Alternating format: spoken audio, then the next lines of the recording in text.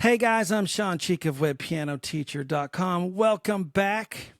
And I know I'm saying welcome back. I just chose this day. I'm doing all these lessons in one day. I may not do all 10 in one day, but I tend to do that. I get on a roll and I just want to keep going with it. So welcome, lesson 5. And we're doing a fun one today, okay? Fun song, Let It Be by the Beatles. It's a wonderful song. It's another chord-based song.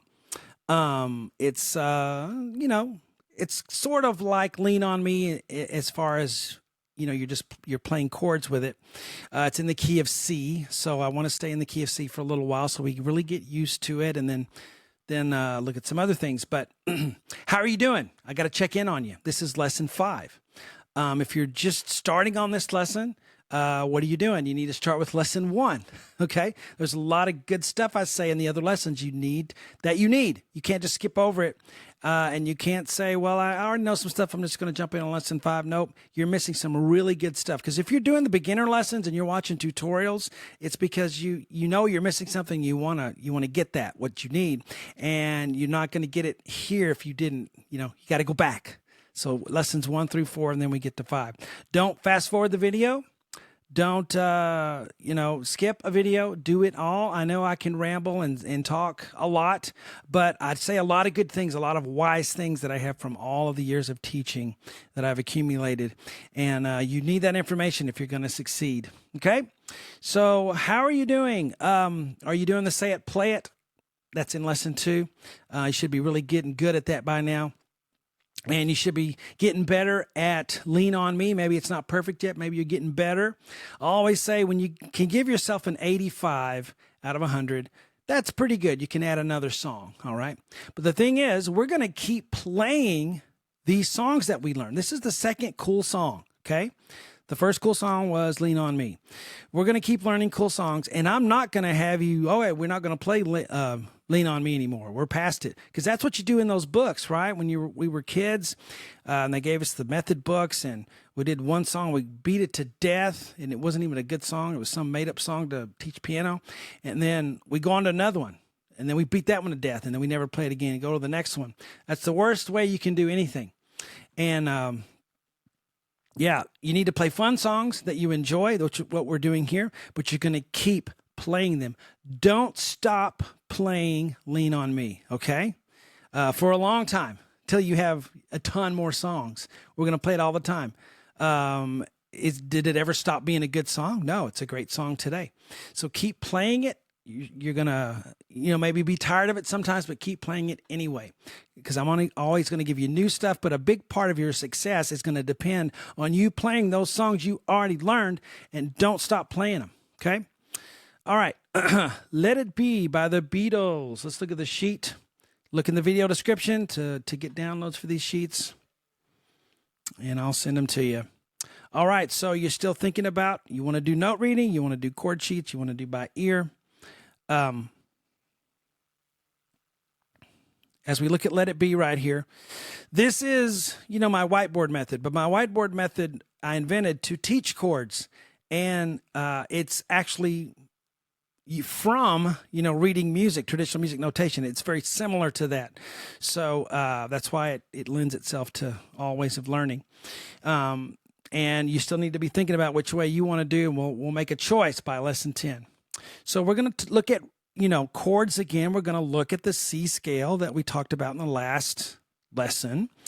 And we're going to talk about rhythms and time signature, okay? So you can see I'm not leaving anything out. I haven't put any note heads on here or traditional music yet.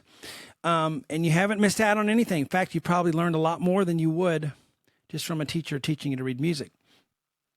So look at the time signature there, and that's a fancy word, and all it means is it's going to tell us what the beat is. You ever heard a drummer go do, and you can go 1, 2, 3, 4, and they count it off. They go 1, 2, 3, 4. Well, they're counting the time signature. They're counting the beats in the measure, and most things are in 4. Some things once in a while are in 3. And you can even say some things are in 6 or in 8. But really, when you boil it all down, you have 4 and 3. So even when you play in a complex meter, sometimes for those of you who are trying to contradict me right now, you can boil it down to 3 and 4. You really can. So most things just have a 4 beat or a 3 beat with them. And 4 is the most common. That's why we call it common time. Okay. And there's 4/4. You say, well, there's 2 4s, or you might even say there's 4 4s. Well, this is just a repeat of that one. You put it in both clefs. The top number tells us the 1, 2, 3, 4, what we're counting to in each measure. 1, 2, 3, 4. 1, 2, 3, 4. 1, 2, and 3, 4. You hear that? Counting to 4. Most songs are in 4. The bottom number tells us, this is what the definition of it is, the kind of note that gets 1 beat. This is more of just a traditional music note reading thing, because people that are just playing by ear, playing by chords, aren't really thinking about that. They think about the top number, and that's all they need, and that's really all you do need if that's what you're doing. But the bottom number is the kind of note that gets 1 beat in traditional music notation. Okay. So, and when we get to that part, we'll see that a quarter note looks like this, and then an eighth note looks like that. Okay. And most of the time a quarter note does get 1 count, but the bottom number could be an 8, and then the eighth note would get 1 count. So then it would change things. So I'm not going to get too in depth on that right now. I don't want to, confuse this. I just want to concentrate on that top number 4, because that's what all of us need to know. How many counts? What's the beat in this thing? 1, 2, 3, 4. A 3 beat could be like a waltz. 1, 2, 3, 1, 2, 3. 1, 2, 3, 1. So that's an example of of something that's in 3. All right, but this is in 4. So you need to be aware when you play a song of what the beat is. Now let's go back to Lean on Me. 1, 2, 3, 4. 1, 2, 3, 4. 1, 2, 3, 4. 1, 2. Now it's syncopated. A lot of the notes, chords are off the beat, but there's 4 beats in that. Okay, so there's an example right there. Most things are in 4. All right, so this one is also in 4. So in this lesson, I want you to make you aware that there's a beat going on here when we're playing, and that you need to realize that we're in 4. That's the point here. Okay, so traditional music notation, these notes would be, the black with the stem, and they would look like this, quarter notes. 1, 2, 3, 4, 1, 2, and 3, 4. 1, 2, 3, 4. 1, 2, and 3, 4. That note's white because it would be a half note. And I'm just kind of giving you an overview there. We're not going to get in depth here on that yet, because if you choose to do music reading, traditional music notation, you'll get heavily into that. All right. Okay. So we have the first measure, and when we're practicing, we're going to take 1 measure at a time, right? Do you remember the formula? Because I taught you how to practice. Left hand 3 times, right hand 3 times, together 3 times. Works. That's why I tell everyone to do it. It worked for me when I was a young man, and in college, I was playing some really tough pieces. I was, classical music major. And I tell all my students to do it. It works on songs like this. So I just stick with it because something works. Keep doing it. All right, so we'll go left hand first, and that is a C. Do you know where that C is? Okay, if you're doing traditional music notation, there would be a note head right there, but I just put the letter. It's kind of my whiteboard technique, because I kind of take out that step. So I just write the name of the note. So it's a C. So you know what a C is, but which C is it? Is it this one? No, because that's middle C. Middle C on the bass clef would be up here. Always. It'd be right in this area. But this C is here. Okay, so that's where we're going to start. You got it? You found it? Here's middle C. Here's that C. C. Then we go down to G. Now you say, where's G? And I don't want you to go, oh, it's 3 fingers down. Nope, it's a G because it's right here between the 3 blacks. And if you've done Say It, Play It, like a mad dog every day for every day, then you learn that that's a G. C, G. What fingers am I using? 2 and 5. Okay? That's easy to repeat that 3 times. All right, now, it sounds like an English horn. Wah, wah, wah, wah. All right, right hand. We have 3 notes, and that makes a chord. You remember when we played Lean on Me? we played a chord. What were the notes in that? You remember E, G, C? Well, we're going to have the same recipe for the chord here on Let It Be. That's why I chose this song, okay? I want to teach you something while we're using a cool song. Same recipe. There's a G, a C, and an E. Okay? It's called a C chord, C-E-G. Just whetting your appetite for chords. That's a C-E-G. You ever done that on piano? You probably have. When you do? You've done that before, maybe. So that's the recipe, G, C, E. Those three notes are in there. Ponder that, okay, as you're playing this. All right, we'll talk about it more later. But now it's finger 1, finger 3, and finger 5 on G, C, E. Got it? Got it? Get it? Take your hand off, try to find it. Take your hand off, try to find it. Got it? How quickly can you do it? All right, now, as we go to the next chord, it's a different chord because it's a different recipe. It's GBD. One of the letters is the same, the G, and I'll give you a tip here. I'm full of tips. I'm full of great information because I've done this my whole life. When you go from one chord to the next, always look for the note that's the same. Maybe there's one or two, but there's usually one. Find that one. That's your anchor to get to the next chord, okay? So you look from this chord to this one. The G's the same. It's my anchor. It's my thumb. Stays there. So I don't have to reset and go, oh, where do I go? Keep that thumb there and realize all you do is go G, B, D. G, B, D. That's a chord. That's a root position chord. It's a different ordering of the chord. It's nice and neat like we like it sometimes. G, B, D. Okay? Now what finger do I use? Some of you are going to want to use 3 and 5. That's okay. I'm going to use 1, 2, 4. Just what I want to use. Is it wrong to go 1, 3, 5 and then 1, 3, 5? It's not. Fingerings are subjective. Now, there are bad fingerings, but many times it's just what feels comfortable to you is okay. Now, sometimes I'm going to insist on something, not here. So don't get too caught up on your fingering. I'm going to use 1, 2, 4. Practice it 3 times. And my rhythm is quarter, quarter, quarter. If you're doing traditional music notation, you'll see quarter notes like that. I just put a dash so that all the notes look like they're the same duration. For visual people. All right, so 1. We're also aural, A-U-R-A-L people, right? Because we're listening to music. You can be both. And I'm connecting him with the pedal. I'm using a little pedal. So make sure when you do the pedal, I'll mention this, and then I'll insist on it later, but I'll mention it. When you change the pedal, I got the pedal down, your foot comes up when your hand goes down, so I go up, down. You see my knee? I'm going to exaggerate my knee movement so that you know what to do with the pedal. Up, down, up, down. I change the pedal when the chord changes because it sounds bad if I don't. Listen.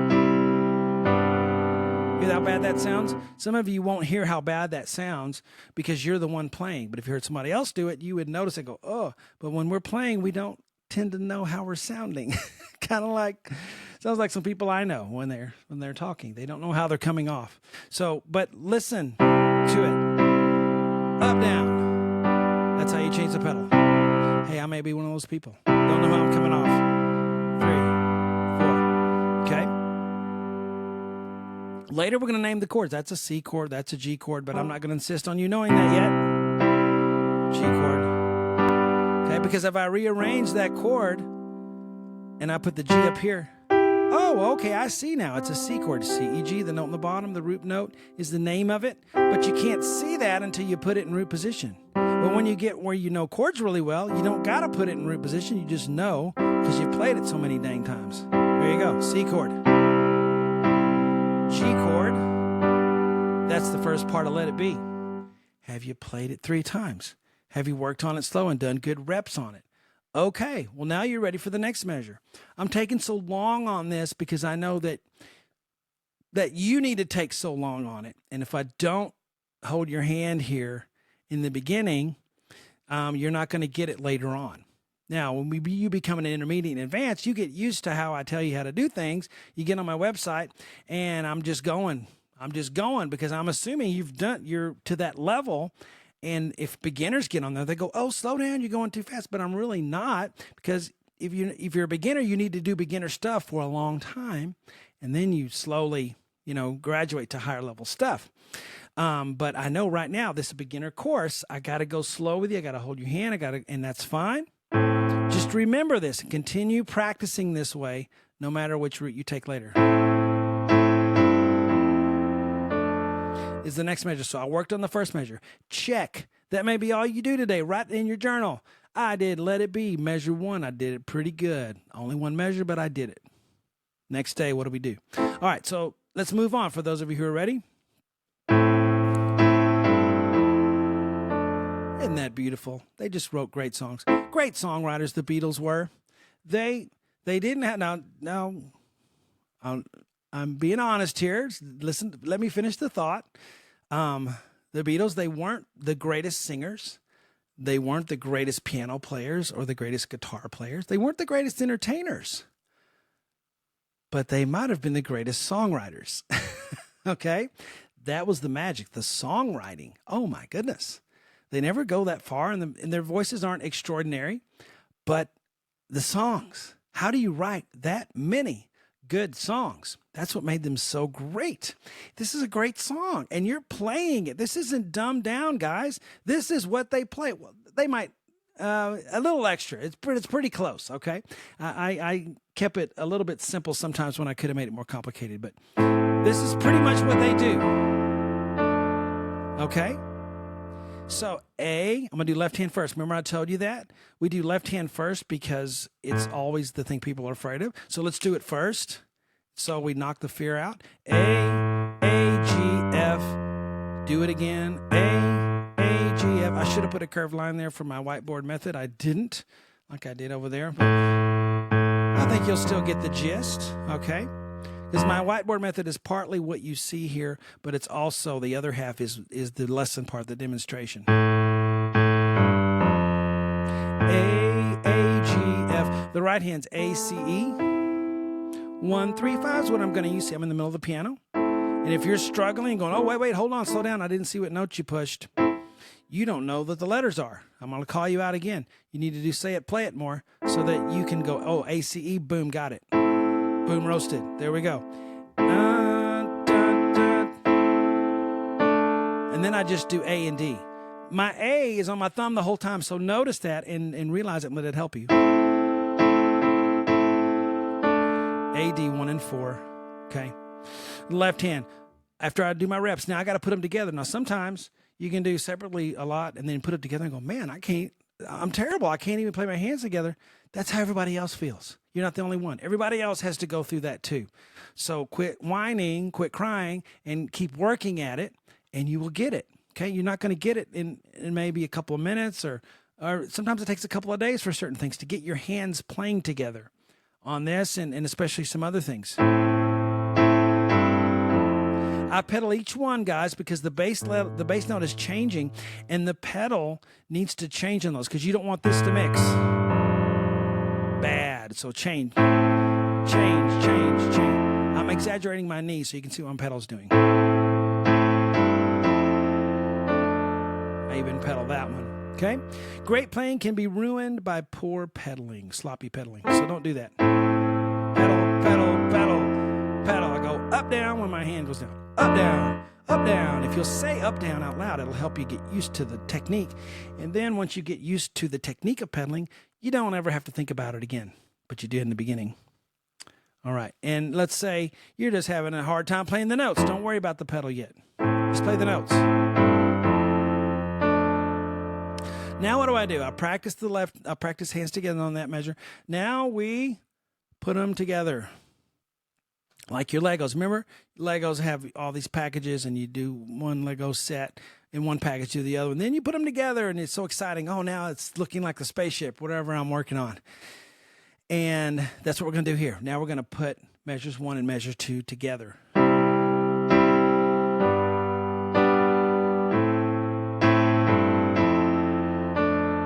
Okay, and you may wonder, where did I get this? I just get it from listening. I never use sheets. Because I don't trust them. They're always wrong, or they're never completely accurate. So I just listen to everything and write it down myself. The next measure, that is what you should see this. It's a copy of the first measure. Music repeats. So, check. I already can play that. So I get to skip a step. I can already just attach my third measure. Now, those of you who are purists, you go, no, I'm going to do hand separately. You can do that, but you really don't need to. You've already learned it, measure 1. So just go ahead and attach it, okay? We have to know when to be diligent, and we have to know when to let things go.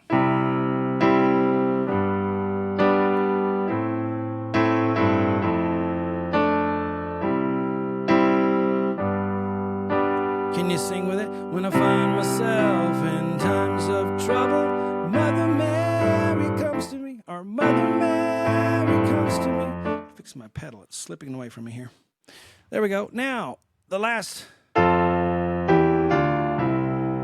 Okay? They do that several ways. I just kind of made this work for us beginners here, okay?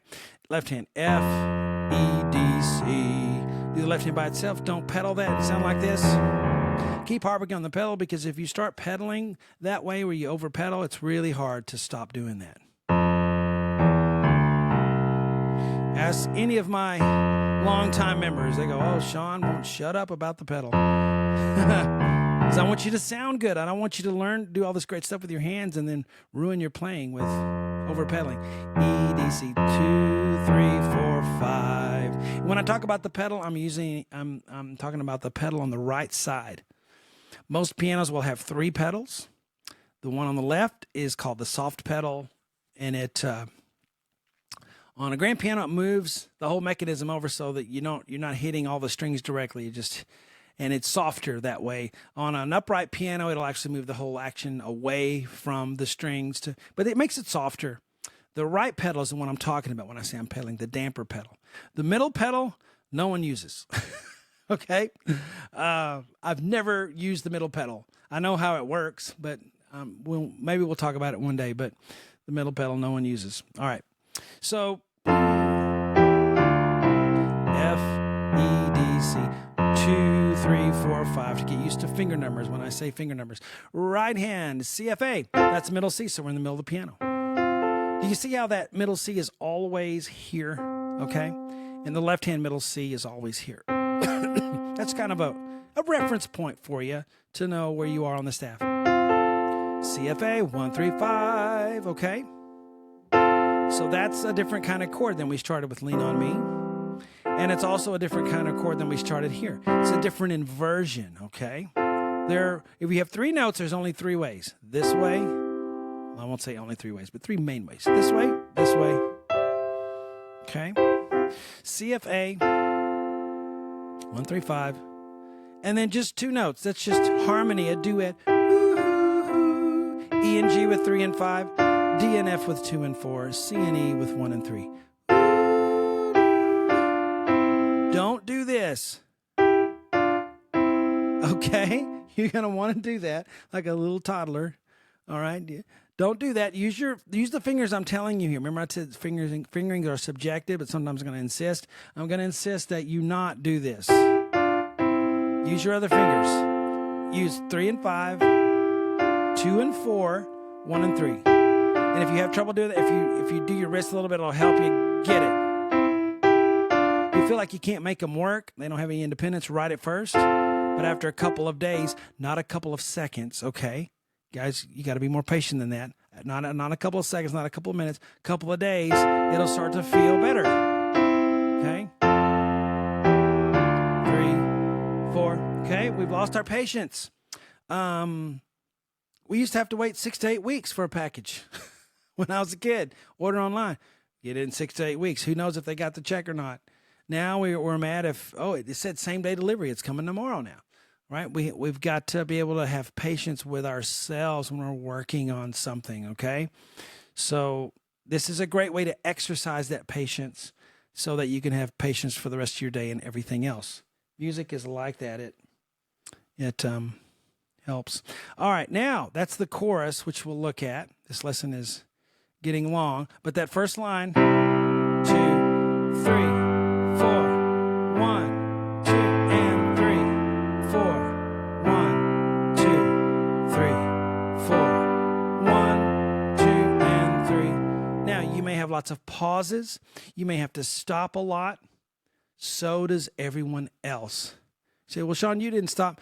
I've been playing my whole life. Of course, I didn't have to stop. Okay, this is what I do. All right, I played this song for decades.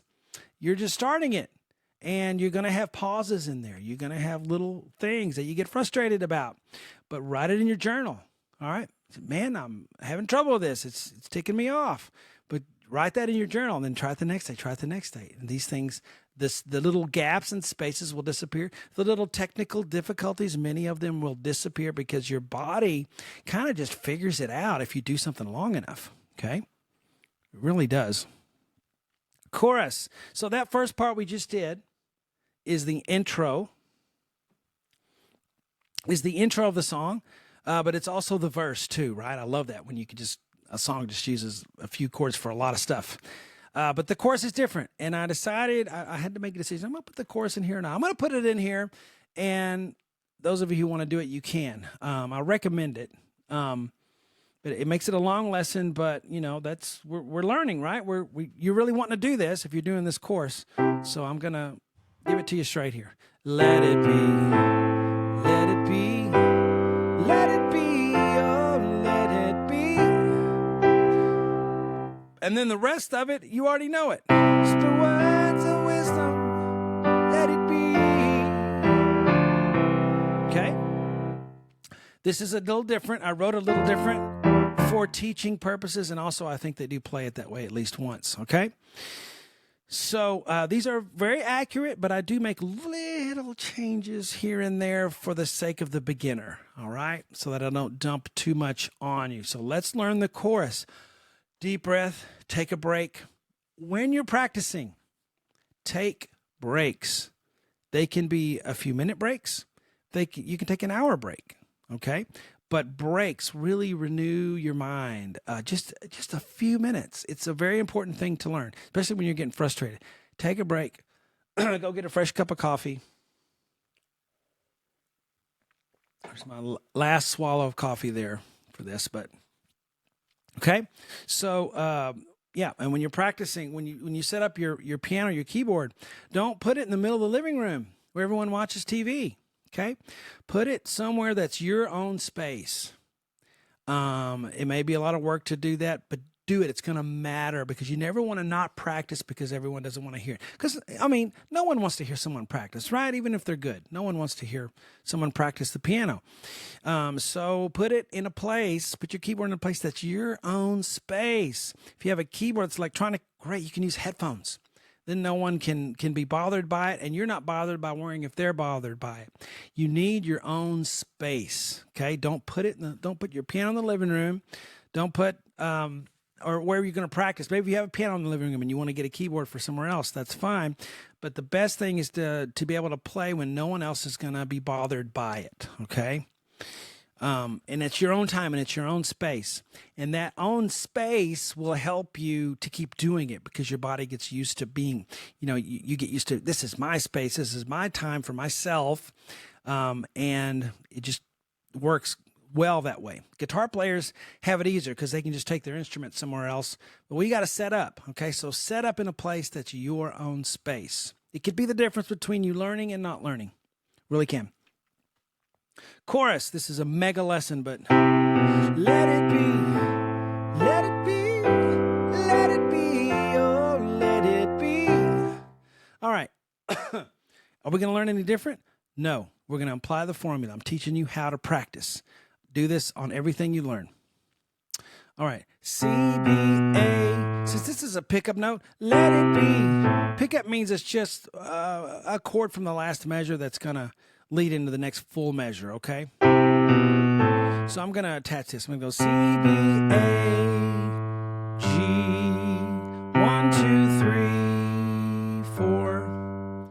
Do it a couple of times, 2 or 3 times. 3's good. Right hand 3 times. C, E, G. I know C, E, G well. Right in the middle of the piano. Now I'm going to show you something. You have that recipe of letters yet? C, E, G. You have. Lean on me. E, G, C. Say, well, they were a different order. Doesn't matter if it was a different order. It's still a C chord. C, E, G is the recipe, no matter what order they are. If I put the salt or pepper in first or second, it doesn't matter. It's still the same seasoning, right? So C, E, G is a C chord. So was Lean on Me. So was the first chord of Let It Be. G, C, E. That was a different version. They're all C chords. They're all C chords. All right. Let it be. If you just understand that a little bit, that's all we need. Let it be, and on Let It Be. Now we go to C, E, A, 1, 2, 5. Now that's sort of a new chord for you, but the positioning of it's not. Remember doing this?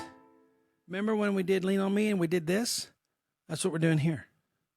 C, E, A. Look at us playing chords right off the bat in our beginner lessons. You've already done it. That's why I told you, you learn this good. Let it lean on me. You're going to take with you what I teach you, what you learn, and you're going to apply it to everything else you do. Well, we're doing that right now.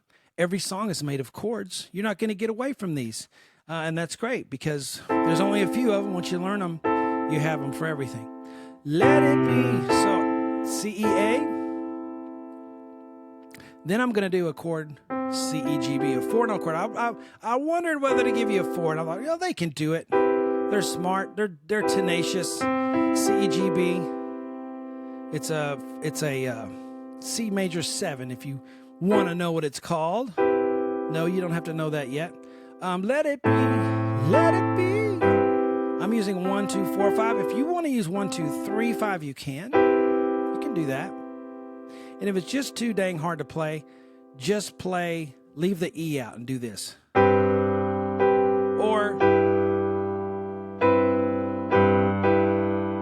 yeah, you can leave the C out if you wanted to. You can leave a note out. But let it be. I'm going to try to play all of them. Now we practice that. Let it be. Let it be. Let it be. Do that 3 times. Okay, work on it. Take a deep breath.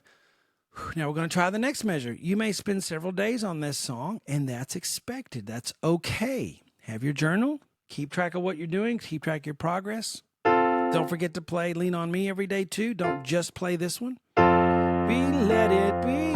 We're going to get eventually where you have 20, 30, 40, 50 songs that you can play that are easy, and you're going to really skyrocket and get better during that time, that season in your beginnership, okay? Beginnership, is that a word? C, F, A, 1, 3, 5. Left hand on an F. Oh, I forgot. Left hand first. Yeah. No matter if it's easy. Go ahead and do it anyway. C. It reminds me of the Ewoks in Star Wars. C, F, A, 1, 3, 5. C, E, G. I'm going to use 1, 2, 4 on that C, E, G because I just did this. And I like to, on my rules in fingering, I like to move as little as possible. That's always my fingering thing. Say, what fingering do I use? I say, I want to move as little as possible because that's usually the easiest thing. So whatever's going to move me as little as possible, that's what I do. And that's it. So I work on it, play it 3 times together, and then I apply it, I put it all together. Let it be, let it be.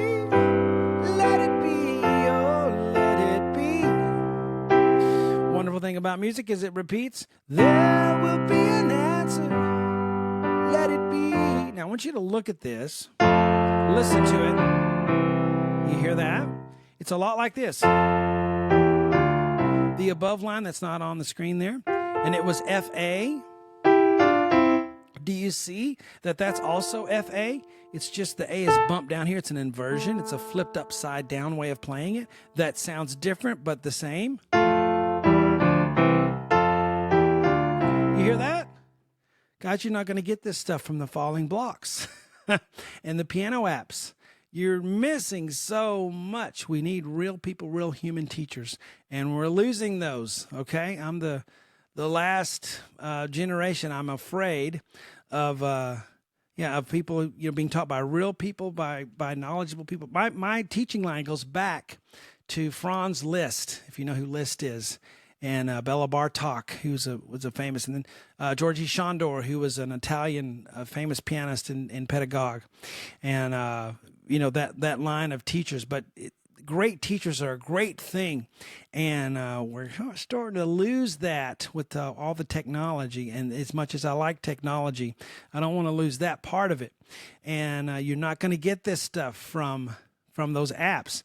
So, desire and hunger after this knowledge here, because it's really what it means to be a musician and to fully enjoy music the way it was meant to be enjoyed. So A and F, instead of doing it this way, I'm going to do it this way. 1 and 5. And you know what? You can do this. Do you see the pattern? Okay, because I want you to know what those notes are. A, F, G, E, F, D, E, C. I want you to know that, but I want you to see the pattern. It just moves down. Do you see that it just moves down? Y key, Y key, Y key. And that's okay to see that, but I also want you to know what the letters are. I don't want you to not know that you're on a G. You need to know that. Say it, play it. The best fingering, though, for me is I like to do 1, 5, and then 1, 5 again, but then I like to go 1, 4, 1, 3, because it makes it a little smoother for me. So go.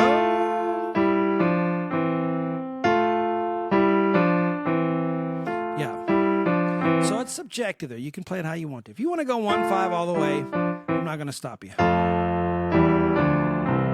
But I will stop you from holding the pedal down. Pedal each one. Pedal, pedal, pedal. Up, down, up, down, up, down, up, down, up, down, up, down, up, down. Work on it, work on it, work on it, work on it. And then you try it all together. You're going to find you have to pause right here. You're going to play that and go, ooh, okay, what do I do now? If you ever want to get a pause out, the pause, P-A-U-S-E, is there because you're going from one thing to another thing. So if you'll just start on the two bookends, okay, and work back and forth, that pause will disappear. Does that make sense? So if I go, I'm going from here to here, from this to this, from this to this. Then I go.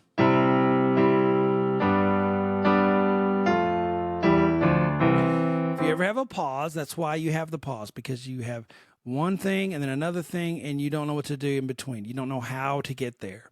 And so if you just isolate the bookends and then work on those two, then the pause will begin to disappear. So now we play the whole line. Let it be, let it be, let it be, oh, let it be.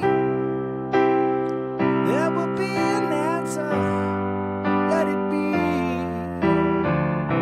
And you can try to sound like, McCartney and Lennon if you want. That's fun.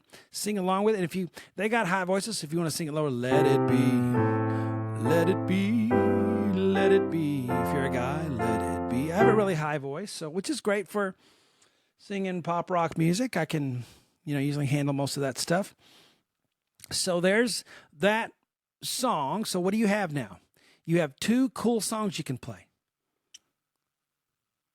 Forgot the name. Lean on Me. Let It Be. And they have chords in it, and you learned a lot of stuff. Nothing wrong with watching these videos again. Again, don't fast forward through them. Don't skip anything unless you've already watched them and you're just getting to the part you need. That's great. I'm going to see, is there anything else? There is, but this lesson is already super long. I'm just going to show you the ropes on this because we were talking about rhythms. And I want to finish this thought here. So, I can keep going. So I'm just gonna do that. You need this stuff, so let's talk about it. I want to look at my little quote here at the end. It's my quote. At the end of the day, rhythms are felt and experienced, not counted. Okay. If you've ever done traditional lessons, you probably spend, count. It's good. It's good to be able to count rhythms. But we only count them so that we can get to the place where we feel them. Then we don't count anymore. When I see Neil Peart, playing, and and hear Neil Peart playing. For Rush, he's not counting. He's feeling it. He's feeling it. And you take the drummer for Van Halen, whoever that guy was, awesome. My son's a guitar player, so he loves Van Halen. And the drummer, incredible. Guarantee you, he's not going 1, 2, 3, 4, but he's feeling it. He's feeling the 1, 2, 3, 4. But if you're going to do the traditional music notation route, see, so what traditional music notation does is it helps you put on paper the things that people were just feeling when they played music. Okay, it's just man's way of writing it out, so we can try to make sense of this thing called music that is felt and experienced through hearing and spiritually and all that. So 1 measure equals 4 counts. We talked about that already. Okay. So hopefully you don't snooze here. You can pay attention to the rhythm tree. This is important for you traditional music learners. The whole note is 4 counts. So that'd be 1, 2, 3, 4. Okay. So when you get to the sight reading, the note reading, you see a whole note, that's 4 counts. 1, 2, 3, 4. When you have this kind of note that's white with the stem on it. Okay, this is for traditional note readers. This isn't so much for, it should be understood by you chord players and you by ear players, and you'll understand the counts, but you really have to do this if you're a traditional note reader. 2 counts. 1, 2, 3, 4. So a half note gets 2 counts. 2 of those half notes equal 4 if you went 1, 2, 3, 4. Okay, it's called the rhythm tree. So a whole note can break down into 2 half notes. Okay, and you get 4 counts. 1, 2, 3, 4. The quarter note. Okay, so on Let It Be, you would have all 4 of those chords would be written as quarter notes, and you would count that 1, 2, 3, 4. Okay, now we get into eighth notes, which would be even quicker. 1 and 2 and 3 and 4 and. So an eighth note gets what we'd call half a count. That's why I say and. 1 and 2 and 3 and 4 and. That's what these eighth notes are. Okay, 1 and 2 and 3 and 4 and. Dot, dot, dot, dot, dot, dot. So we're just subdividing each note value. And then we have sixteenths, which would be they get a fourth of a count. So you'd have 4 16th notes, and they have 2 beams. See, the eighth notes only had 1 beam each, and they're kind of grouped in 2s. And the 16th notes are grouped in 4s, and they get a fourth of a count, and they're called 16th notes because 16 of them would fit in a measure of 4/4 time. A whole note fills the whole measure of 4/4 time. 1, 2, 3, 4. 16th notes, it takes 16 of them. 1 E and a 2 E and a 3 E and a 4 E and a. I just played 16 notes. 1, 2, 3, 4, 5, 6, 7, 8, 9, 10, 11, 12, 13, 14, 15, 16. Okay? And they look like that. So they would be quicker note values, and call that the rhythm tree. So this is for you traditional note readers. You're going to have to know this well when you get to the note reading stage, once we get there. But everybody has needed everything we've done thus far. It's very helpful to you. Okay? So what I wrote over here was just the note values. 1, 2, like an E would be 1, 2, 3, 4, and half note would be 1, 2. It's what I played. I already kind of did that when I played it. Okay, so real quickly again, whole note 1, 2, 3, 4. 2 counts. 1, 2, 3, 4. Quarter notes. 1, 2, 3, 4. Eighth notes. 1 and 2 and 3 and 4 and. 16ths would be. And I'm just making up what I'm playing. I'm just trying to demonstrate the rhythm of that. Okay. Yeah. So I just picked what chords and notes I would play and make those rhythms work with it. All right. So remember that at the end of the day, rhythms are felt and experienced, not counted. The counting helps us, not to say that we don't ever count when we're playing by the chord method, while we're just reading a chord sheet, or we're playing by ear. But we can I've seen people get too caught up in the counting of rhythms, and then they miss music. just like they can get too caught up in playing scales and miss music. Okay, all the things that we look at should be for the fun of playing together. Okay, the fun of playing in a band, the fun of playing the fun songs that you want to play. All right, this was an extra long lesson. I didn't intend to be this long, but ended up being that way. But everything in it, I said, is really good for you and you need. So lesson 6 will be coming up. And again, you could download the sheets. Just look in the description there, give you information how to do that. Guys, I'll see you in lesson 6.